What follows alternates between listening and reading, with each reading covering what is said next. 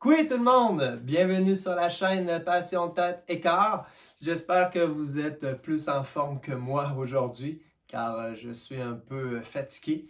Je reviens de Rouyn-Noranda, où j'ai été jouer au Festival de guitare du monde avec Arnaud Dumont, Forest Taré, rencontré plein de musiciens, plein d'artistes. Vraiment, c'est un des plus beaux festivals de guitare au monde. Je vous le dis, on est chanceux d'avoir ça ici au Québec. Donc, après un beau 8 heures de voiture et une fin de semaine un peu intense, je vous fais quand même une belle petite vidéo aujourd'hui sur l'importance de travailler nos retards et être attentif à notre évolution physique.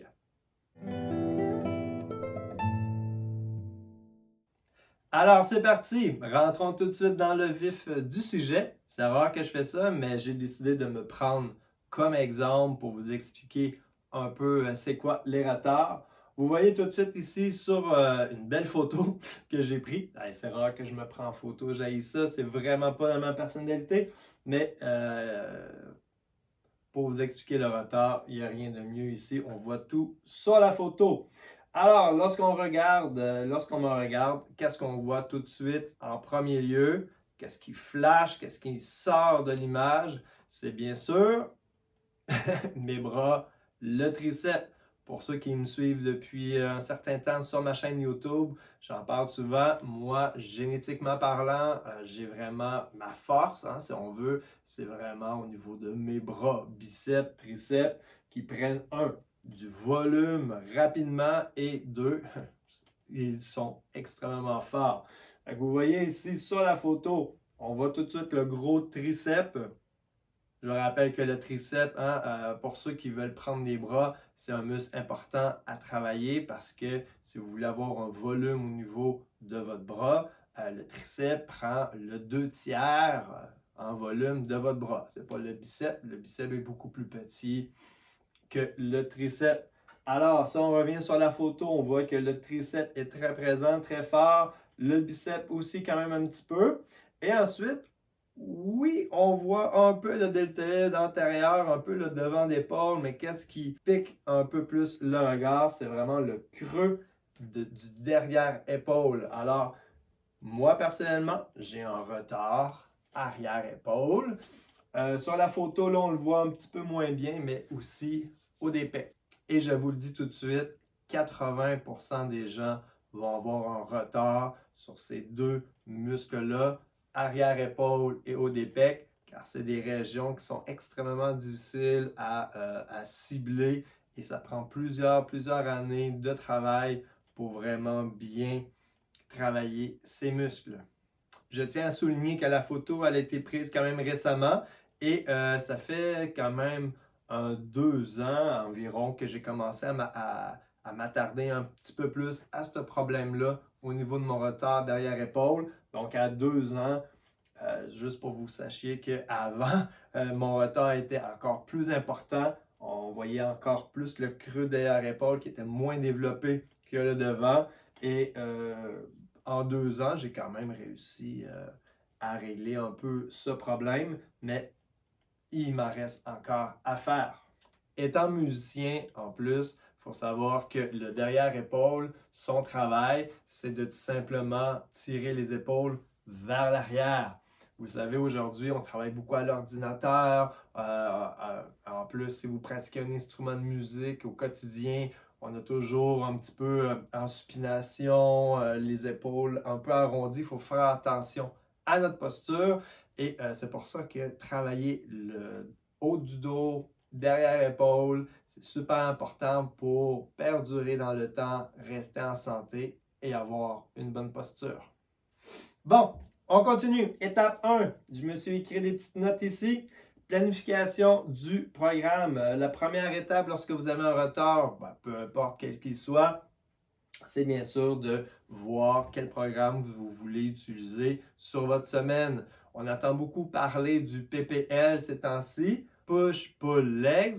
Il y a certaines personnes qui vont suggérer, qui disent que c'est mieux de commencer avec les jambes, faire plus du L PP que du PPL. Il y a d'autres personnes qui vont dire que c'est mieux de faire du PPL parce que en travaillant les jambes en dernier, le reste de notre corps profite de toutes les sécrétions anabolisantes qu'on a travaillées la veille. Il y a deux écoles de pensée. Faites ce que vous voulez. Personnellement, cassez-vous pas le basic avec ça. Vous pouvez commencer avec les jambes, LPP ou PPL. Il n'y a pas de problème. Le problème, c'est que c'est seulement 3 jours semaine. Et si vous voulez combler en retard ou travailler un peu plus intensément, un peu plus sérieusement, 3 jours semaine de muscu, c'est sûr que c'est pas assez. Donc, moi, personnellement, ce que je fais, je ne vous dis pas de le faire comme moi, mais moi, ce qui marche beaucoup, c'est de faire un PPL, OK? Une journée de pause. Ensuite, j'ai R pour mes retards. Et ma 5e journée, j'ai créé un S pour faire du sport. Moi, je fais beaucoup de vélo, tennis, une activité sportive quelconque pour bouger, travailler l'agilité, la motricité fine, le corps et tout ça. Donc, moi, personnellement, je fais PPL, une journée de pause. Je travaille mes retards, haut des pecs et derrière épaule. Et ma dernière journée, je fais du sport. Pour la vidéo d'aujourd'hui, on va se concentrer uniquement sur la journée où on travaille nos retards. Alors, première étape de ce côté-là, on choisit les exercices qui nous conviennent. Ce n'est pas les miens, c'est les vôtres. Essayez, expérimentez, choisissez toujours des exercices qui vous donnent le meilleur ressenti. Et ces exercices seront différents d'un individu à l'autre. Par exemple, il y a des gens que je connais qui vont triper, faire de l'oiseau euh, penché, poulier écarté pour travailler le derrière-épaule. Il y a certaines personnes qui vont pas aimer ça. Il y en a qui vont préférer faire du face pull. Il y a plusieurs variantes. Allez-y selon votre ressenti toujours. Mais là où je peux, moi, intervenir en vous donnant des conseils, premièrement, lorsque vous travaillez vos retards, essayez de commencer toujours avec, je vous conseille d'y aller avec un exercice en unilatéral. Ça nous parce que vu que le retard est difficile à cibler, lorsqu'on travaille en unilatéral, ça nous permet, avoir une main de libre souvent pour toucher la fibre musculaire que l'on veut solliciter. Ça nous permet une meilleure connexion tête et muscle et ça nous permet de bien se concentrer sur le muscle. Exemple, pour le haut des pecs, j'aime bien commencer en position drapeau, incliné sur le côté et comme ça ici, en unilatéral. Puis moi, personnellement, c'est un de mes exercices préférés pour bien sentir le haut des pectoraux.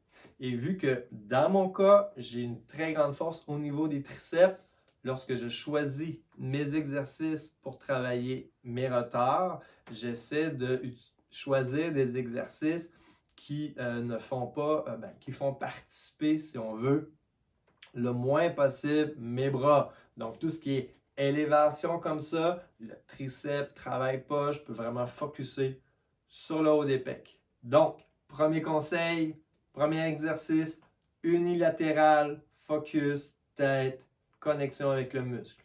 Deuxième exercice, si vous faites, exemple, 3 exercices dans votre séance d'entraînement pour votre retard, essayez d'avoir un des exercices avec un volume plus intéressant.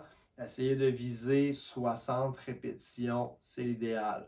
Personnellement, dans mon cas à moi, peut-être pas vous, expérimentez-le, mais j'aime bien faire une série de 20, ensuite 10, 10 et 20 pour un total de 68. À faire bien sûr sur un exercice polyarticulaire, pas en unilatéral ou lorsqu'on cible le muscle comme ça. Essayez de faire ça sur des exercices un peu plus durs physiquement. Donc 20, 10, 10, 20. Dans mon cas, à moi, ça marche super bien. Essayez-le de votre côté. Alors, ça nous permet d'augmenter le volume, la quantité de travail sur notre retard. Et de l'autre côté, le prochain conseil que je vous donne, c'est de baisser le volume sur vos points faibles. même à ne plus vous les entraîner.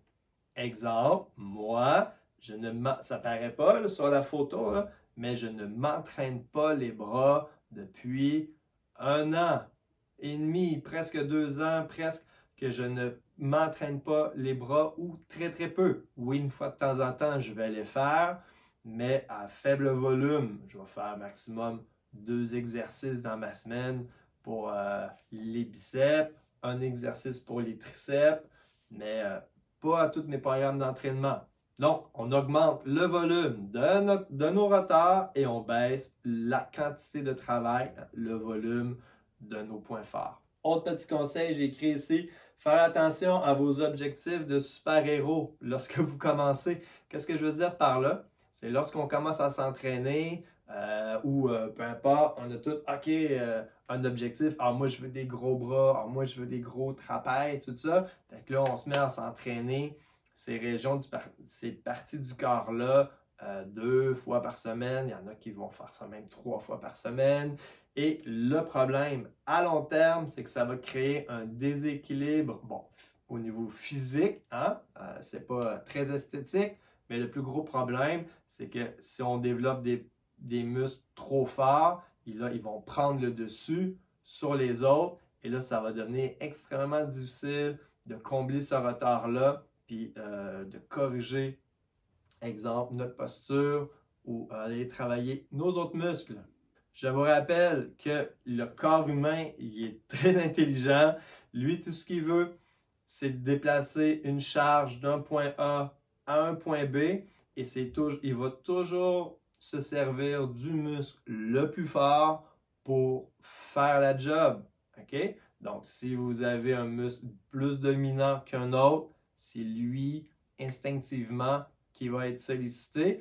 Et avec les années, avec le temps de travail, l'écart va pas arrêter, puis ça va vous occasionner des problèmes à long terme. Ne faites pas la même erreur que moi, hein, quand j'ai commencé à m'entraîner. Je faisais souvent les bras, en gros volume au niveau des bras, parce que j'aimais ça avoir tu sais, visuellement, avoir des gros bras, c'est cool et tout ça. Mais à long terme, vous voyez, à mon âge, j'essaie de corriger mes erreurs du passé. Le meilleur conseil que je peux vous donner en cette fin de vidéo, c'est être attentif à votre évolution de votre physique.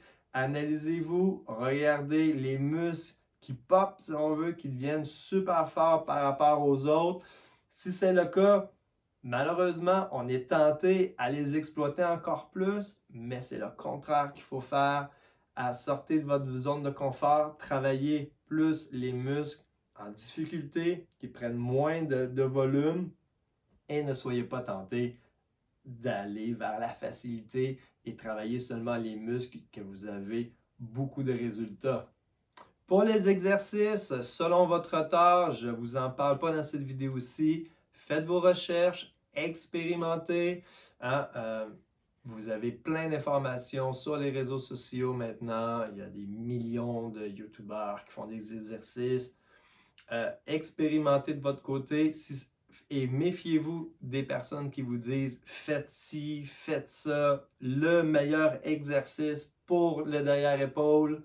Ce n'est pas nécessairement le cas. Essayez-le. Si ça ne marche pas pour vous, c'est tout simplement à cause de votre anatomie, de vos forces, de vos faiblesses. C'est toujours du cas par cas. Allez-y selon votre ressenti. Dernier clin d'œil pour les musiciens, je vous rappelle que le derrière-épaule, c'est super important à travailler. Pour notre posture, pour les musiciens, ça tire les épaules vers l'arrière. Ne négligez jamais cette partie du corps. Comme moi, par exemple, ce que je m'entraîne le plus, c'est tout ce qui est derrière-épaule, haut du dos, trapèze, presque la séance complète du pull pour m'aider dans ma posture et perdurer dans le temps, surtout après, lorsque je travaille sur la guitare en 4 heures, 3 heures de guitare, 3-4 heures de guitare par jour. Des fois, je suis très content de m'entraîner en salle de musculation pour renforcer ces muscles-là. Et là, je touche du bois, mais j'ai plus de 40 ans, j'ai mal nulle part et je peux pratiquer mon instrument le nombre d'heures que je veux par jour. Puis il n'y a pas de problème. Pour finir, vous connaissez la chanson. Si la vidéo vous a plu, mettez un pouce bleu. Ne gênez-vous pas, vous pouvez écrire un petit commentaire positif si vous avez des questions, peu importe. Et bien sûr, abonnez-vous à la chaîne. Question de m'aider à vous aider dans vos nouvelles passions.